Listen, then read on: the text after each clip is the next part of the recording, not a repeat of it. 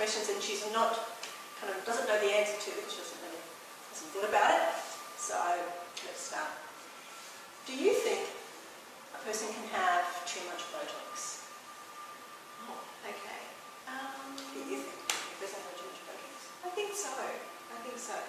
Yes, because if you do a heap of Botox, obviously it does its job, which means the muscles don't move, which means you're going to have a frozen face. Yes. And then that person is seen by other people as having no expression and really, really obvious that they have Botox, too much Botox. But then, why do you think there's people having too much Botox? Why do you think it happens?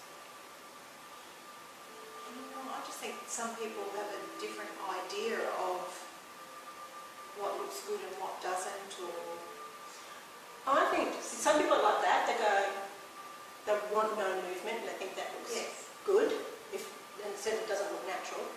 But I think a lot of people go, I need a little bit of Botox, and initially they had a little bit of Botox and it looked good, and then they need more and more Botox to achieve that same effect. Yes. And so they might have started off having Botox a few years ago, maybe 10 units, and now they're having like 30, and now they're starting to look frozen.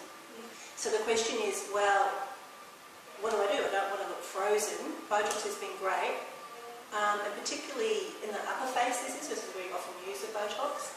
So I would think that's when we want to bring in other therapies, really subtle, and the things that I suggest would be the Pellevae, and that's also called like the non-surgical facelift, and we want to thicken the skin so that the muscle is moving underneath the skin, but the skin's not wrinkling. So if the muscles are underneath the skin's going to wrinkle.